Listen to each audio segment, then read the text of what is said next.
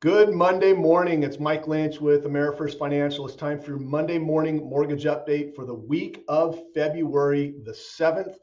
So I always ask, how was your weekend? I hope it was great. Unfortunately, it was a beautiful weekend. I feel a little guilty being outside, riding my bike and taking advantage of this amazing weather in February in Northern California.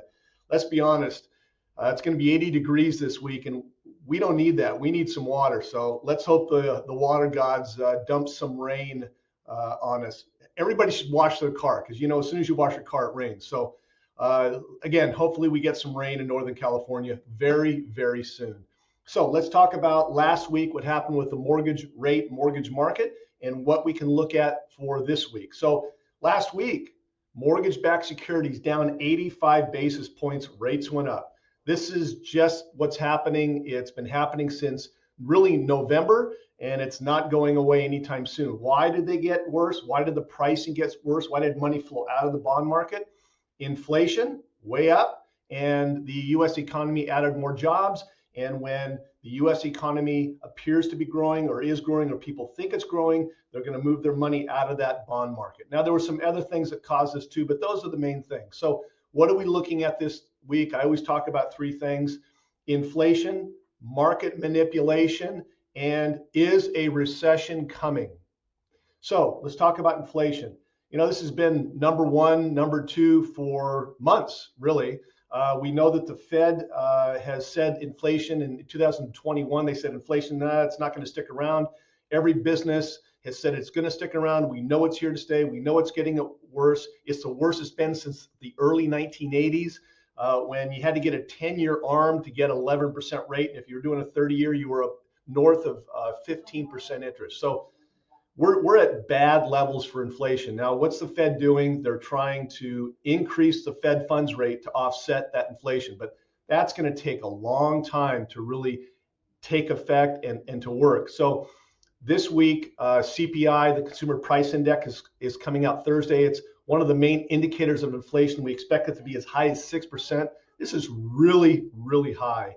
Not good for mortgage rates. When inflation is up, rates go up as well. So inflation is the death of rates. Some experts say now that inflation might peak in March. Hey, this is good. No, inflation won't get any higher if it pans out past March, but it's still high, and it takes a time for this inflation number to go down. So just because it may peak in March doesn't mean rates are going to change.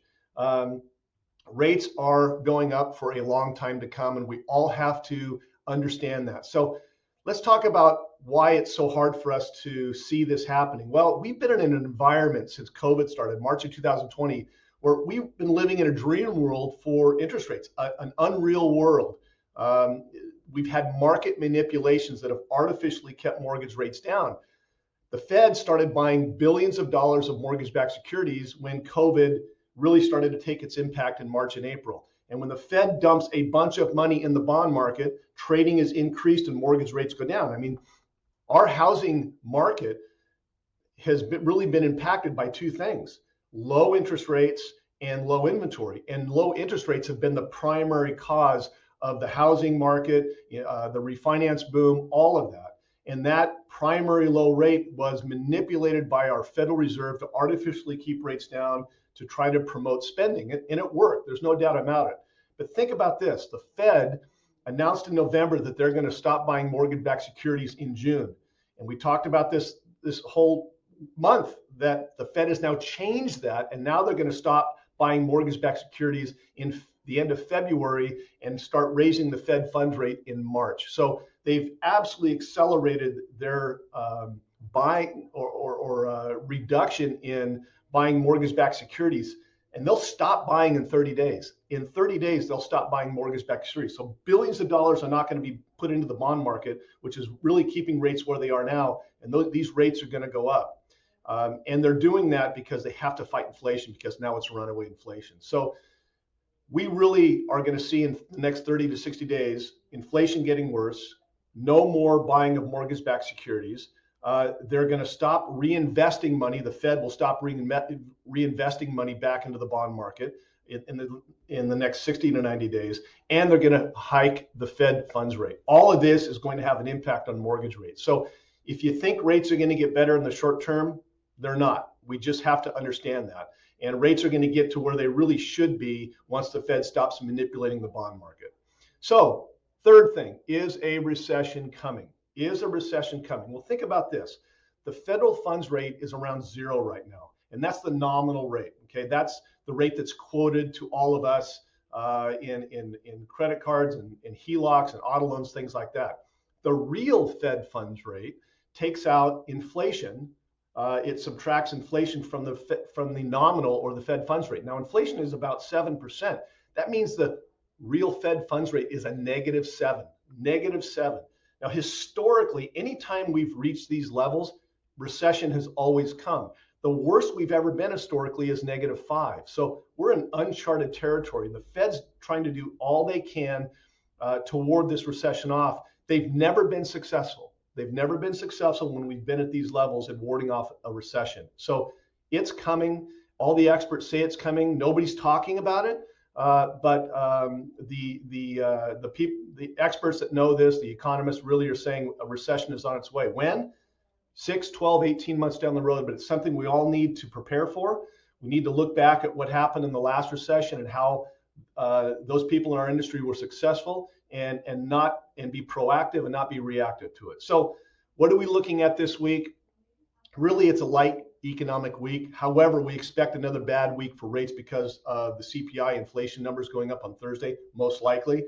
But let's summarize. Since November, rates have slowly increased. And then in January, they kind of accelerated that increase. And they're on an upward trajectory, and it's not coming down. They'll keep going up for the short term, maybe the next 6 to 12 months.